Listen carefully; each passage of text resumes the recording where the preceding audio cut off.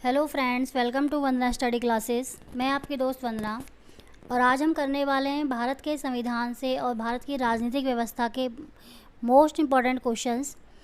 ये क्वेश्चंस आप कोई भी टेट एग्ज़ाम दे रहे हो, चाहे आप रीट दे रहे हो, चाहे आप यूपी टेट, सी टेट या कोई अदर टेट दे रहे हो, तो उसमें एसएसटी के पार्ट में ये सेशन आता ही है।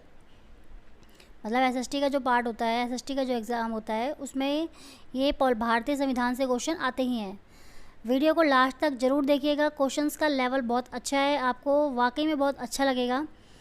और आप साथ साथ कमेंट बॉक्स में अपने आंसर भी देते चलिएगा। तो चलिए स्टार्ट करते हैं। फर्स्ट क्वेश्चन है,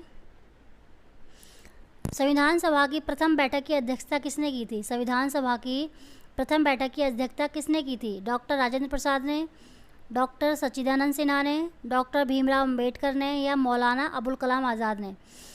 तो देखिए, यहाँ पे ये पूछा गया है कि संविधान सभा की प्रथम बैठक की अध्यक्षता किसने की थी। अगर इसकी जगह ये पूछा जाए कि संविधान सभा की प्रथम बैठक के अस्थायी सदस्य अध्यक्ष कौन थे, अस्थायी, तब भी इसका आंसर वही होगा और इसका आंसर होगा डॉक्टर सच्चिदानंद सिन्हा। ये संविधान सभा के जो है अस्थायी अध्यक्ष थे, अस्थायी अध्यक्ष थे। अगर आपसे ये पूछा जाता कि संविधान सभा की प्रथम बैठक कब हुई थी, तो आप मुझे बताइए कब हुई थी। तो ये हुई थी 9 दिसंबर को हुई थी, 1946 में हुई थी। नेक्स्ट है,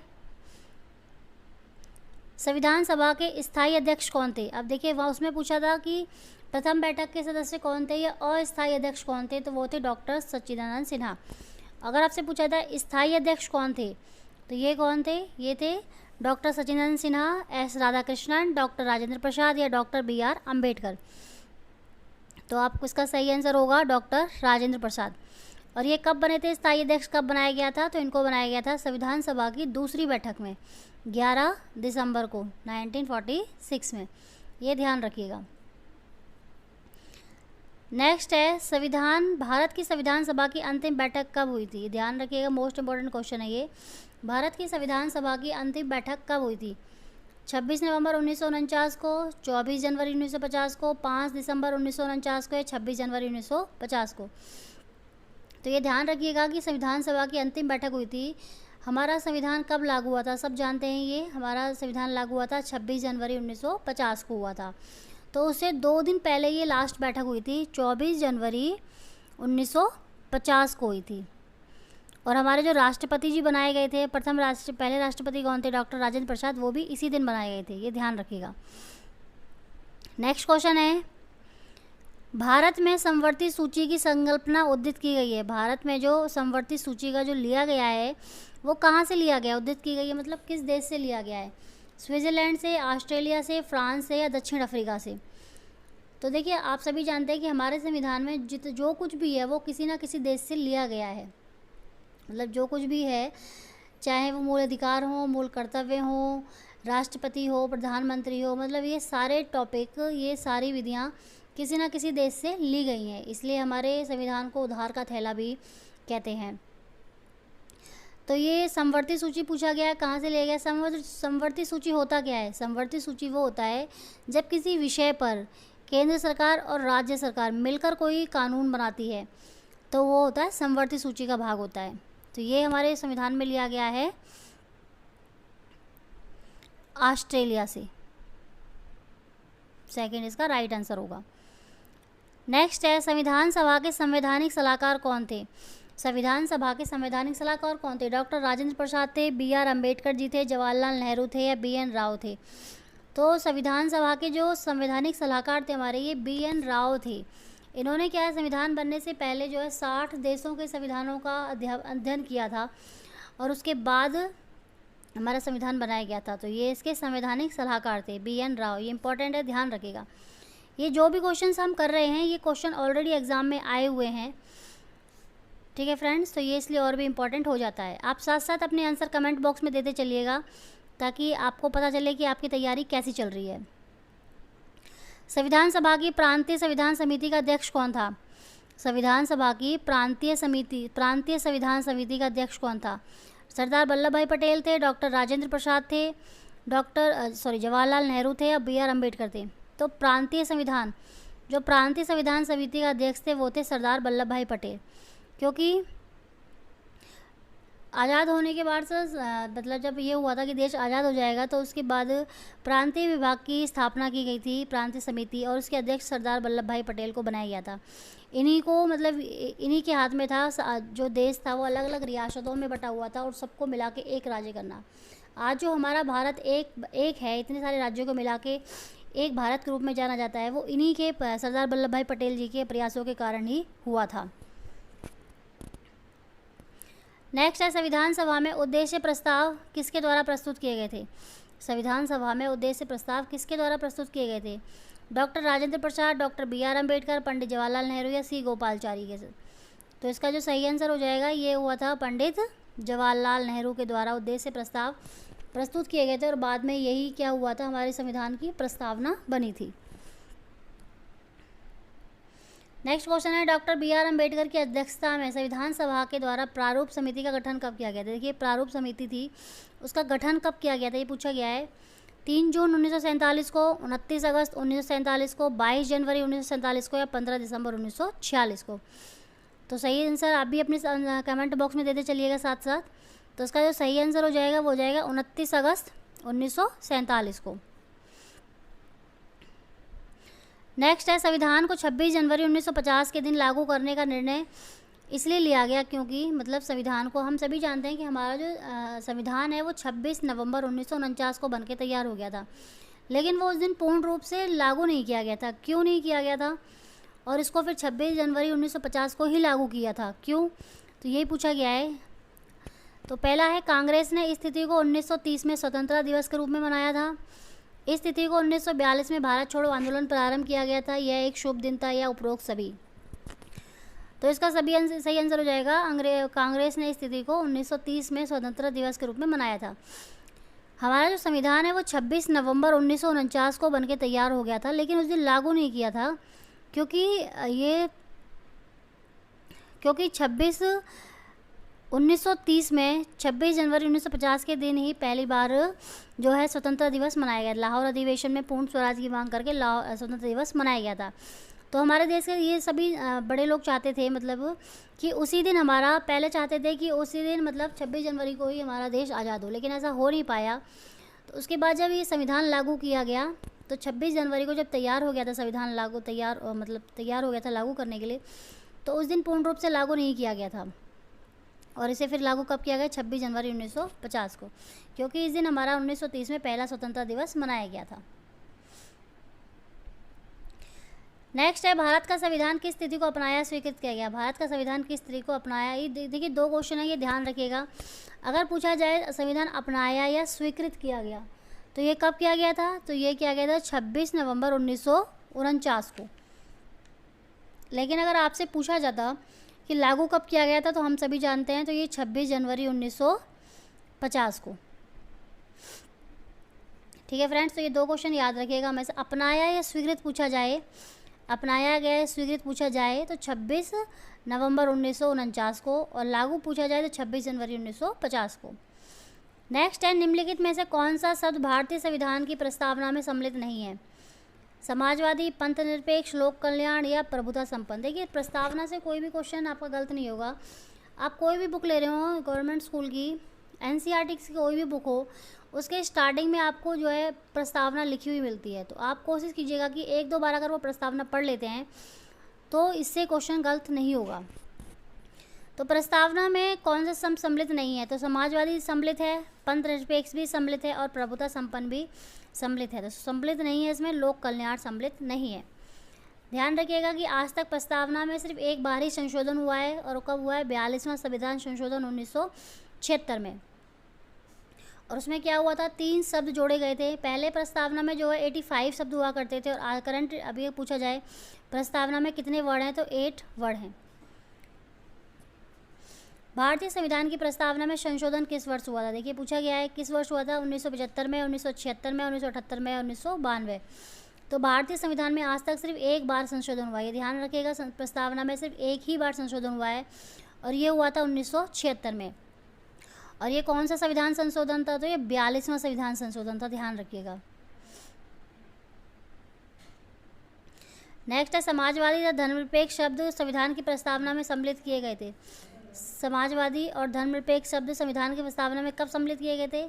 41वां संविधान संशोधन, 42वां संविधान संशोधन, 43 या 44वां? तो मैंने अभी बताया आपको ऊपर क्वेश्चन में, तो ये 42वां संविधान संशोधन था। नेक्स्ट है किसने कहा था कि संविधान एक पवित्र दस्तावेज है? ये कथन जो स्टेटमेंट दी होती है इनसे क्वेश्चन आ जाता है कई बार कि किसने कहा था कि संविधान एक पवित्र दस्तावेज है? B.R. अम्बेडकर ने कहा था, महात्मा गांधी ने, दीनदयाल उपाध्याय ने, सरदार वल्लभ भाई पटेल ने? तो ये कहा था B.R. अम्बेडकर जी ने। भारतीय संविधान का कौन सा भाग संविधान की आत्मा कहलाता है? ये भी इंपॉर्टेंट क्वेश्चन है कि संविधान का कौन सा भाग संविधान की आत्मा कहलाता है? मूल अधिकार, प्रस्तावना, राज्य के नीति निर्देशक तत्व है, संवैधानिक उपचारों का अधिकार? तो संविधान की आत्मा कहता है संवैधानिक उपचारों का अधिकार। और ये किसने कहा था? अगर पूछा जाए किसने कहा था संविधान की आत्मा इनको, तो ये कहा था डॉक्टर B.R. अम्बेडकर जी ने। नेक्स्ट क्वेश्चन है सभी व्यक्ति पूर्णतः और समान रूप से मानव है, कौन सा सिद्धांत है? सभी व्यक्ति जो है समान रूप से मानव हैं, ये किसने कहा था? ये मतलब कौन सा सिद्धांत है ये? समाजवाद का, सार्वभौमिकता का, अंतःक्रियावाद का, समष्टिवाद का? तो इसका जो सही आंसर हो जाएगा ये हो जाएगा सार्वभौमिकता का। नेक्स्ट क्वेश्चन है भारतीय संविधान के अंतर्गत किसे मूल अधिकारों का संरक्षक समझा जाता है? भारतीय संविधान के अंतर्गत किसे मूल अधिकारों का संरक्षक समझा जाता है? संसद को, न्यायपालिका को, राष्ट्रपति को या प्रधानमंत्री को? मतलब जो मूल अधिकार दिए होंगे उनका संरक्षक किसको माना जाता है? संसद को, न्यायपालिका को, राष्ट्रपति को या प्रधानमंत्री को? तो सही आंसर है जिसका हो जाएगा न्यायपालिका को, क्योंकि अगर हमारे किसी मूल अधिकार का हनन हो रहा है, कोई मूल अधिकार पूरा नहीं हो रहा है, तो हम न्यायपालिका में ही जाएंगे इसके लिए। भारतीय संविधान में अस्पृश्यता उन्मूलन से संबंधित अनुच्छेद है, ये बहुत इंपॉर्टेंट है, कई बार आया हुआ है कि अस्पृश्यता से कौन सा अनुच्छेद जुड़ा हुआ है? अनुच्छेद 16, अनुच्छेद 17, अनुच्छेद 18 या अनुच्छेद 20? अस्पृश्यता कहें या भेदभाव कहें, छुआछूत कहें, तो इससे संबंधित कौन सा अनुच्छेद है? ये मोस्ट इंपॉर्टेंट है, ये है अनुच्छेद 17। ये कई बार पूछा गया है क्वेश्चंस एग्जाम में। फिर भारत के संविधान में मूल अधिकारों का वर्णन है। भारत के संविधानों में मूल अधिकारों का वर्णन किस भाग में दिया हुआ है? भाग 2 में, भाग 3 में, भाग 4 में या 4 का में? ये भी इंपॉर्टेंट है, ध्यान रखिएगा। तो मूल अधिकारों का वर्णन दिया हुआ है भाग 3 में, ये ध्यान रखिएगा। मूल अधिकारों का वर्णन दिया हुआ है भाग 3 में। अगर भाग 4 पूछा जाए तो आएगा नीति निर्देशक तत्व, और अगर आपसे मूल कर्तव्य पूछ लिए जाएँ कि मूल कर्तव्य किस भाग में है, तो वो 4 का में है। ध्यान रखिएगा, यहाँ मूल अधिकार पूछा गया है तो ये भाग 3 में दिए हुए हैं। अगर आपसे राज्य के नीति निर्देशक तत्व पूछ लिए जाएँ तो वो भाग 4 में आएंगे, और आपसे अगर मूल कर्तव्य पूछ लिए 4 का में आएगा। नेक्स्ट क्वेश्चन है मौलिक अधिकारों का उल्लंघन होने पर न्यायालय में शरण लेने का अधिकार है। अगर आपके मौलिक अधिकारों का उल्लंघन हो रहा है, हनन हो रहा है, तो न्यायालय में शरण लेने का अधिकार है। कौन सा अधिकार होता है? समानता का अधिकार, संवैधानिक उपचारों का अधिकार, स्वतंत्रता का अधिकार, शोषण के विरुद्ध अधिकार? तो इसका जो सही आंसर हो जाएगा वो है संवैधानिक उपचारों का अधिकार। ये अधिकार, इस अधिकार का मतलब ही ये है कि आपके अगर बाकी किसी अधिकार का हनन हो रहा है, उल्लंघन हो रहा है या पूर्ण नहीं हो रहा है, तो आप इसके लिए न्यायालय में जाके शरण ले सकते हैं, न्यायालय का दरवाज़ा, कोर्ट का दरवाज़ा खटखटा सकते हैं। तो यही संवैधानिक उपचारों का अधिकार है।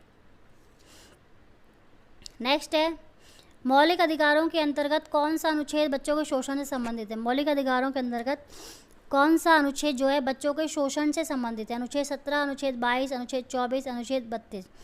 तो सही आंसर बताइएगा इसका मुझे। अनुच्छेद जो है 24 होगा, जो बच्चों के शोषण से संबंधित है। नेक्स्ट क्वेश्चन है भारतीय संविधान के अंतर्गत आपातकाल के दौरान भारत के राष्ट्रपति को कौन सा मौलिक अधिकार निलंबित करने की शक्ति प्राप्त है? मतलब ये भारत के जो राष्ट्रपति होता है इसे मौलिक अधिकारों को निलंबित करने की शक्ति प्राप्त है, लेकिन कौन से मौलिक अधिकारों को आपातकाल के समय? तो ये पूछा गया है। तो इसका होगा सभी मौलिक अधिकारों को, अनुच्छेद 21 में वर्णित मौलिक अधिकारों को, अनुच्छेद 19 में वर्णित मौलिक अधिकारों को, या अनुच्छेद 32 में वर्णित मौलिक अधिकारों को? तो कौन से मौलिक अधिकारों को निलंबित करने का अधिकार प्राप्त है राष्ट्रपति को आपातकाल के समय? तो वो होगा अनुच्छेद 19 में वर्णित मौलिक अधिकारों को। इसका थर्ड इसका राइट आंसर होगा। नेक्स्ट है भारतीय संविधान में मूल कर्तव्यों को किस समिति की अनुशंसा पर शामिल किया गया था? भारतीय संविधानों में मूल कर्तव्यों को किस समिति की अनुशंसा पर शामिल किया गया था? ध्यान रखिएगा, हमारे जो मूल संविधान है, मतलब संविधान जब बना था 1950 में, तो इसमें मूल कर्तव्य नहीं दिए हुए थे, ये बात ध्यान रखिएगा। फिर बाद में ये शामिल किए गए किस समिति में, तो ये होगा स्वर्ण सिंह समिति में। समितियाँ बहुत इंपॉर्टेंट है ये। मूल कर्तव्य से संबंधित है स्वर्ण सिंह समिति, पंचायती राज से संबंधित है बलवंत राय मेहता समिति। तो ये समिति से क्वेश्चन आ जाता है कई बार। तो सब मूल कर्तव्यों को किस समिति के सिफारिश पर शामिल किया गया था, तो ये स्वर्ण सिंह समिति की सिफारिश पर शामिल किया गया था। ध्यान रखिएगा, पूछा जाए कि मूल संविधान में मूल कर्तव्य कितने दिए थे या नहीं दिए थे, तो ध्यान रखिएगा मूल संविधान में मूल कर्तव्य नहीं दिए हुए थे। ये कब शामिल किए गए थे, इनका उल्लेख संविधान में कब किया गया था, तो ये किया गया था 42वें संविधान संशोधन के द्वारा 1976 में। 42वें संविधान संशोधन के द्वारा 1976 में मूल कर्तव्यों को भारत के संविधान में शामिल किया गया था। और फिर ध्यान रखिएगा कितने जो है मूल कर्तव्यों को शामिल किया गया था, तो 10 मूल कर्तव्यों को शामिल किया गया था। लेकिन आपसे पूछा जाए कि वर्तमान में कितने मूल कर्तव्य हैं, तो वर्तमान में 11 मूल कर्तव्य हैं। वर्तमान में अभी अगर पूछा जाए कितने कर्तव्य हैं, तो वर्तमान में 11 कर्तव्य हैं। भारतीय संविधान में वर्तमान में कितने मूल कर्तव्यों का, देखिए क्वेश्चन पूछ लिया गया है कि भारतीय संविधान में वर्तमान में कितने मूल कर्तव्यों का उल्लेख है, 10, 11, 9 या 8, तो ये 11 मूल कर्तव्यों का उल्लेख है। जो 11वां मूल कर्तव्य है वो 86वां संविधान संशोधन हुआ था, उसके द्वारा उसको जोड़ा गया था। जब राज्य धार्मिक क्रियाओं में किसी प्रकार का हस्तक्षेप नहीं करता तो उसे कहा जाता है, जब राज्य जो है किसी धार्मिक क्रियाओं में किसी प्रकार का हस्तक्षेप नहीं करता तो क्या कहते हैं, प्रभुसत्ता, राजतंत्र, स्वेच्छाचारी, धर्मनिरपेक्षता। तो इसका सही आंसर हो जाएगा धर्मनिरपेक्षता। फिर नेक्स्ट, राष्ट्रीय बाल अधिकार संरक्षण आयोग की स्थापना कब हुई थी। राष्ट्रीय बाल अधिकार संरक्षण आयोग की स्थापना कब हुई थी, 5 मार्च 2005 को, 5 मार्च 2007 को, 5 मार्च 2011 को या 6 मार्च 2008 को। तो इसका सही आंसर हो जाएगा 5 मार्च 2005 को। फिर है बालकों के संरक्षण हेतु अधिनियम है। बालकों के संरक्षण के लिए कौन से अधिनियम बनाए गए हैं, किशोर न्याय अधिनियम, बाल अधिकार संरक्षण आयोग अधिनियम 2005, यौन अपराधों से बालकों का संरक्षण अधिनियम 2012 या सभी।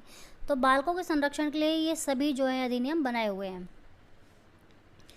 फिर है राष्ट्रीय मतदाता दिवस कब मनाया जाता है। राष्ट्रीय मतदाता दिवस मनाया जाता है 15 जनवरी को, 15 फरवरी को, 25 जनवरी को या 25 फरवरी को। ये क्वेश्चन जो है लास्ट ईयर रीट में भी आया हुआ है ये क्वेश्चन।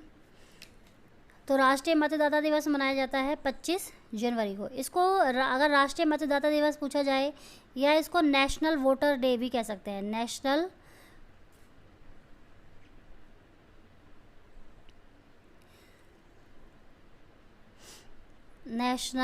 वोटर डे, मतलब वोट डालते हैं हम, उसके वोटर डे के रूप में पूछा जा सकता है। तो ये आएगा 25 जनवरी को। फिर है भारतीय संघ की कार्यवाही शक्ति किसमें निहित है। भारतीय संघ की जो है भारतीय संघ की कार्यपालिका की शक्ति किसमें निहित है, प्रधानमंत्री में, राष्ट्रपति में, संसद में या मंत्रिपरिषद में। तो इसका सही आंसर हो जाएगा राष्ट्रपति में। ठीक है फ्रेंड्स, तो ये थे मोस्ट इम्पॉर्टेंट क्वेश्चन थे ये पॉलिटी के, भारतीय संविधान से संबंधित 30 क्वेश्चन थे ये। आपको क्वेश्चन कैसे लगे मुझे कमेंट बॉक्स में ज़रूर बताइएगा। और आप किसी और टॉपिक से रिलेटेड कोई कंटेंट चाहते हैं, कुछ क्वेश्चन चाहते हैं, तो आप मुझे कमेंट बॉक्स में ज़रूर बताइएगा। वीडियो को लाइक कीजिएगा और चैनल को सब्सक्राइब कर लीजिएगा ताकि आने वाली वीडियो का नोटिफिकेशन आपको सबसे पहले मिल सके। और अपने दोस्तों में भी शेयर कीजिएगा ताकि और लोगों को भी इस चैनल के बारे में पता चल सके। ठीक है फ्रेंड्स, तो आज के लिए इतना ही। Thank you.